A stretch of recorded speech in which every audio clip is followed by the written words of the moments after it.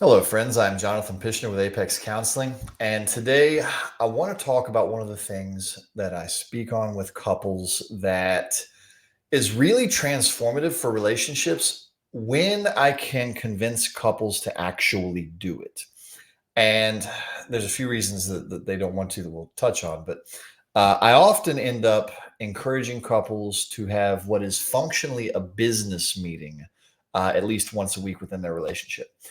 And in fairness, that sounds boring or horrible or triggering to a lot of people, which is why it's sometimes difficult for me to convince people to do this. So I'm going to make my case for it and encourage people watching this who are in love relationships, especially long term love relationships, to consider adopting something like this idea. Here's why this is useful. Let's imagine a relationship that starts going long term. It's going on a year, 2 years, maybe even getting into 5 or 10. What happens to a lot of couples is little things start to go wrong. And what ends up happening is those little things get ignored. Well, the trouble with little things that get ignored is they eventually turn into big things that can't be ignored. That's usually when people arrive in couples counseling, is after things have turned into really big stuff and it's been bad for a while. And there's a lot you can do to prevent that. So, the reason that the couples business meeting, although one of my clients was kind enough to come up with a way sexier name for it, we sometimes in session now call them love checks, but I sometimes pitch it as a business meeting anyway because that has an inherent sense of being organized and purposeful. And the thing that I encourage people to do is sometime in the week, set aside a set time. And it really doesn't need to be more than 15 minutes, 20 minutes, because you can't solve everything within the relationship in a day anyway. So there's no need to even set a huge amount of time for this. What this is meant for is for the couple to have a small, organized time to check in and make sure everything is okay with each other and make sure nothing needs addressed. And especially nothing needs addressed that are little things that can eventually turn into big things. So let me give some examples of what those little things can be. Uh, it can be as simple as one person getting just a little too comfortable in the relationship and they've started to forget to say thank you when your partner does something nice for you. Very common relationship dynamic.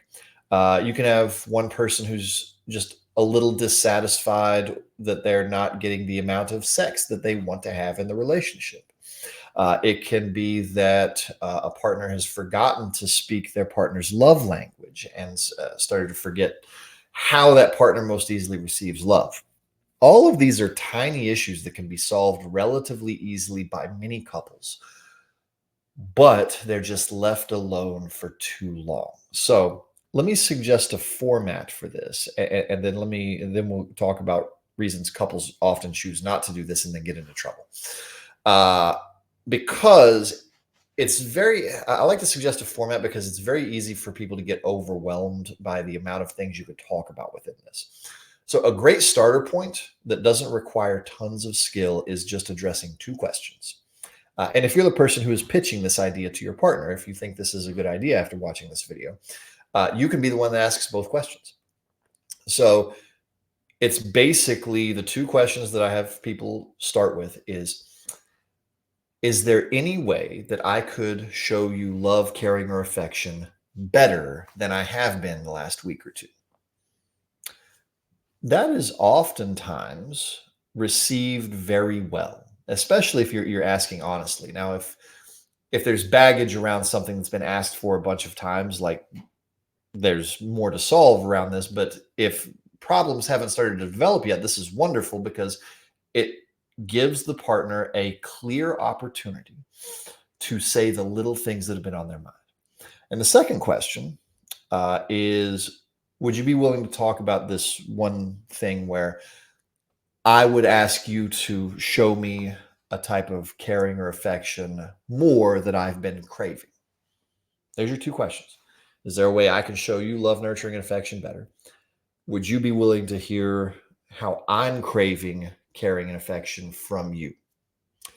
That's a great place to start. Now, I like to give that because it just really cuts down on a lot of the options. Because whenever I say, hey, couples should meet and talk about the problems in the relationship before they become big, it's too much. It's too overwhelming. So this is the standard like love check. Are we loving each other in the ways that we're hungry for? There's a second thing that I have much more recently started to encourage couples to do, which is to add one or two other ones if there's other important business in the relationship. Because the business of are we loving each other well? That's desperately important for the love relationship to keep going. But there's oftentimes other issues. I see a lot of couples where at least one person has some sort of chronic health issue. Sometimes it's really useful to have a 15-minute meeting or check in just for the purpose of managing that. Hey, did you call and make this doctor's appointment? Or, hey, don't forget, I can't eat this because of my thing, and you accidentally put that in dinner on Tuesday. Please remember, I can't eat this. Because there's a lot of management that can go into a chronic health condition. Or maybe the couple is dealing with children. Even if the children are doing well, having a brief check in on, hey, should we do this or should we not do this? Because if you have a 4-year-old, you don't need to deal with certain stuff yet, but you know some things are coming. Maybe they get invited to their first sleepover by the time they're 5 or 6. It's not wrong to start talking about that now. Hey, Susie's going to be starting to be invited to sleepovers. What are your thoughts on that? We should probably kind of already know what we agree on about that. And just sit and talk about the business of having children. And I don't encourage couples to have more than a few of these a week, but the standard love check and then other important business, having a separate time for that is often helpful. So maybe for your specific couple, you the person viewing this video, maybe it's the business of having children or the business of running a household, or maybe you want to have the conversations around having more or better sex separately than the love check. Or maybe there's a problem family member, like a parent, like, okay, my mom's going crazy again. We need to figure out how to deal with this. Do we let the kids be around her? Do we go to Christmas? There's all kinds of important business that a couple can get into with these. The thing that is so important is just having an organized time to talk about it. So let me mention one barrier, one way to mess this up, and then I want to address the reasons people don't actually take this advice until way later than they should. The one barrier to this is couples will often want to solve too many problems in a love check or in the couples business meeting all at once. The reason I encourage people to keep them to 15 to 20 minutes is to discourage trying to solve everything. Solve one thing. Solve two things. If this is a person you're going to be with for the next 4 decades, you've got plenty of time. There's no reason to try and solve everything. And that's the big barrier that couples run into, is that they start wanting to try and solve everything. And allow me to encourage you, as you move into this, if you accept this advice and try this out, start with small stuff. If you know there's a giant thing you really want from your partner, but they have baggage around it and you know it's going to be difficult for them, don't start there. Start with little things that are relatively easily solvable. Because even just this practice of having a meeting with your partner is a skill, and skills, like anything, require practice.